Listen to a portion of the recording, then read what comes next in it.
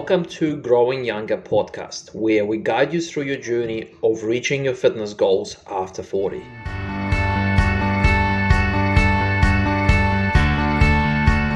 Hey guys, the topic of today's podcast is going to be how to start running after the age of 40. I do believe that this conversation today is going to be a bit of a hot topic, just because we do come across a lot of people who join the Growing Younger community, they train with us, because one of their main goals is to start running. Now, that does include people who never ran before and they want to start running for the first time ever, or it also includes people who maybe used to run for fitness in the past but have not run for many years, okay? So it doesn't matter. So first of all, I want to cover why is this topic so important. Now, there's so many benefits of running, and to be honest, one of the main benefits is that you can get a really good workout in a very small amount of time. So for example, if you compare running to say cycling or walking or even swimming, like within 20 minutes of running, you can actually get a pretty decent workout. Like you can actually get your heart rate up and you can burn a lot of calories. Now, I'm not saying that cycling or swimming is not as good, but you just need more time to, let's say, burn the same number of calories. Okay, so it's not just about calories, but there's no other exercise like running. I mean, there's many benefits. It's also good for your mental health. It's great for weight management. It's good stress relief. There's so many benefits of running. However, we do know that running is not for everyone, and I will talk about that in a minute. Now, there's a couple of things that we need to take into consideration when it comes to running, particularly after the age of 40. And so some of these considerations are risks to your knees and hips and other joints, particularly in the lower part of the body. Running can cause other injuries as well. It can actually make you feel quite sore for a few days after you run. So all these things we do have to consider when talking about running after the age of 40. So let's just quickly focus a little bit more on what are the actual, why run? Like why bother? Like what are the actual physical health benefits? So number one, it improves your heart health, and it also helps you reduce the risk of chronic diseases such as high blood pressure, diabetes, coronary and other heart issues. Okay, so running is a great cardio exercise. As I said before, it is quite efficient. You can get a good workout in a reasonably small amount of time. So on top of that, because running is an impact exercise, it also is very good for your bone density. So particularly if you're a female, say after 50, you probably are starting to get into this kind of risk group of people who potentially may get osteoporosis or osteopenia, which is basically breaking down of bone tissue as we get older. So running can help to reverse some of these bone weakening changes that happen with age. Running is great to build stamina, improve your overall fitness, feel better, improve energy levels.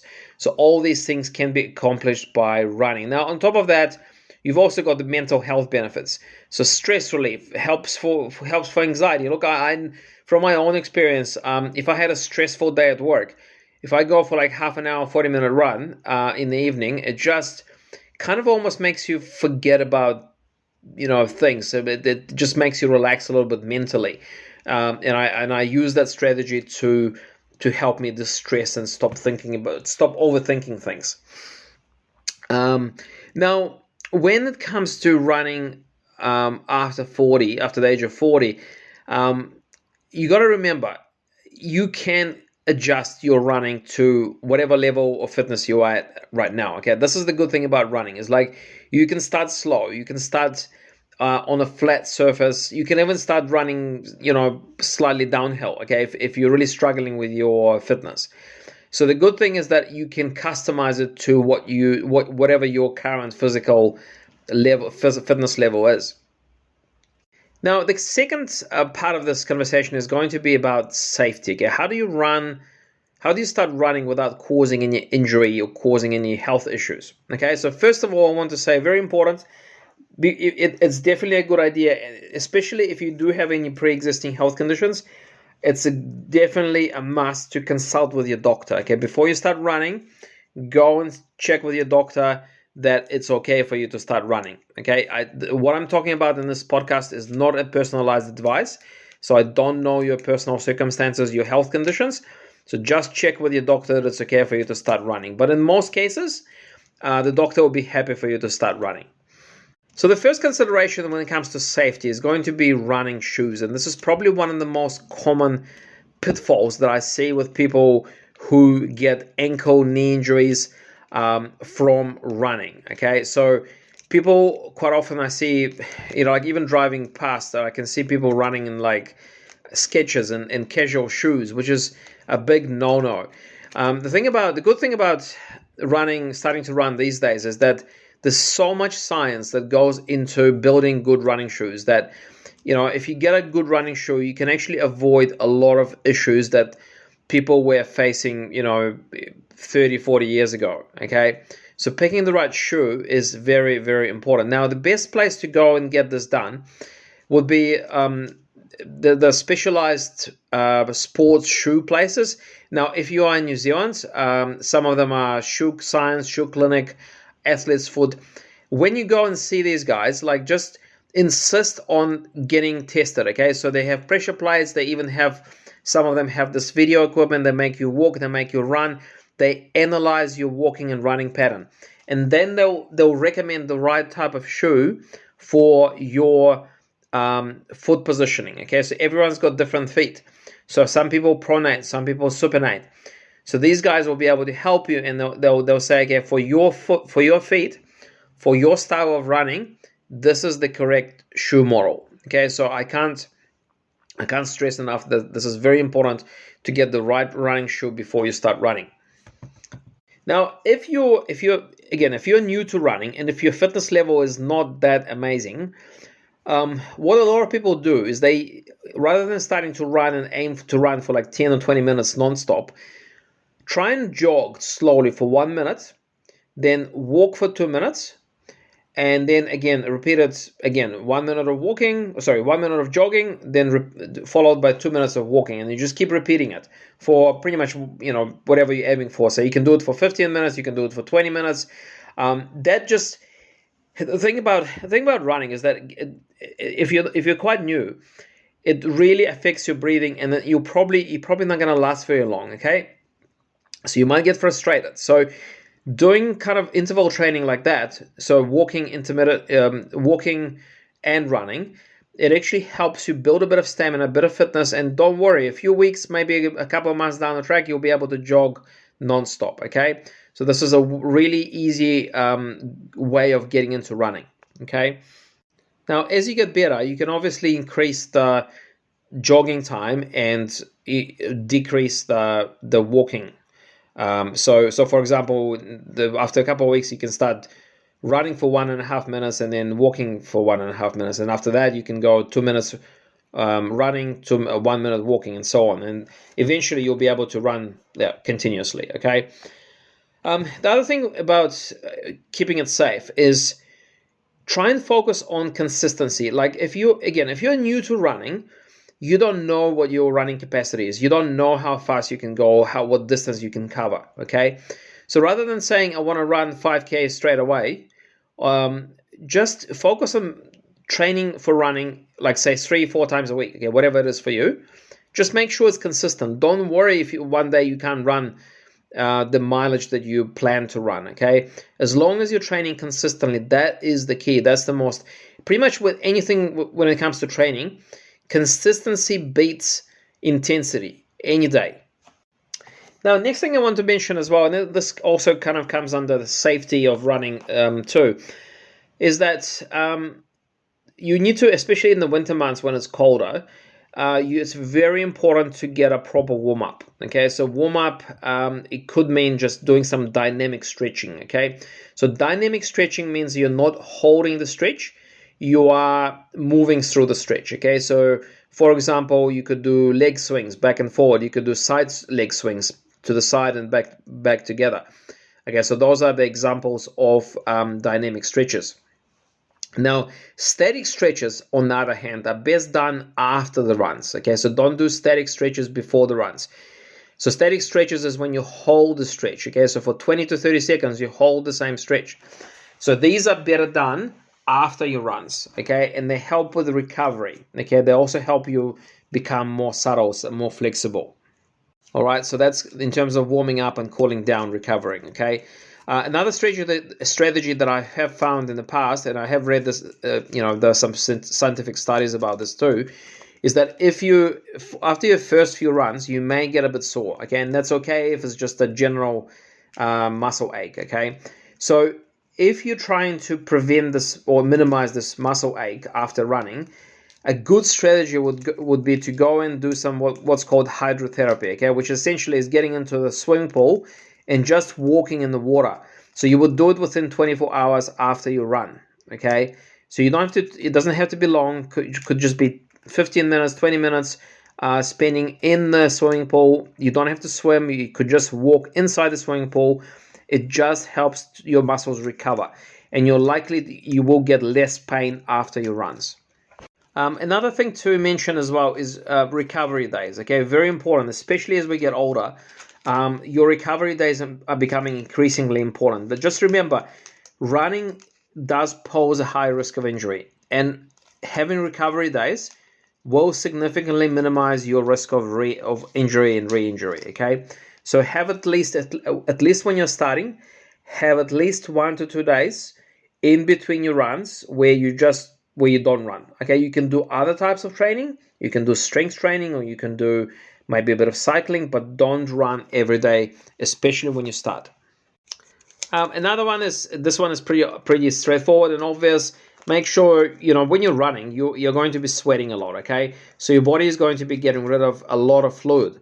So make sure you stay well hydrated. Okay, meaning bring a bottle of water with you. Make sure you sip on water while you're running. If you can help it. Otherwise, make sure you hydrate before you run, and then straight after you finish your run. And also, you will have to keep drinking for a while, for more than usual, for at least 2 or 3 hours after you complete your run, because your body will, it takes time for the body to rehydrate again. So keeping your body hydrated is very important, because people who get dehydrated, you can suffer a number of side effects, from low energy levels to headaches to more serious health issues. And my next point is probably one of the most one of the most important pieces of advice I can give you.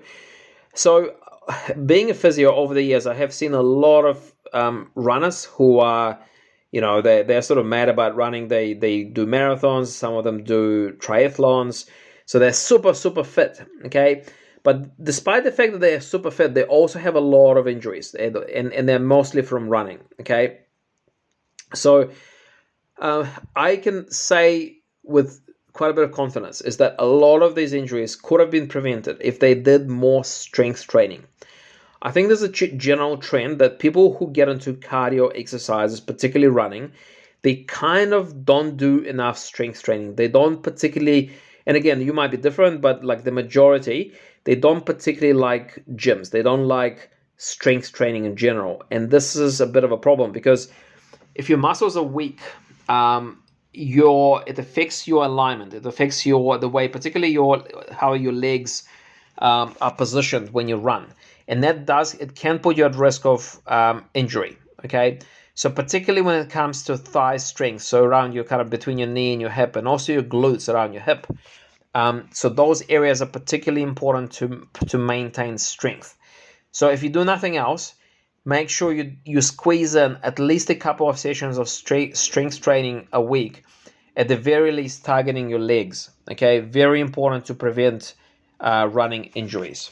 Okay, and the last little piece of advice, it's a bit of you can say it's a bit of a bonus. So again, we are blessed these days that we have all these running apps. Okay, so you can download apps onto your phone. Now, these apps can be quite useful. They can count your calories. How many calories have you burned by doing your runs? It will count. It will measure the mileage. It will tell you your heart rate. So it's all these pieces of information are quite useful.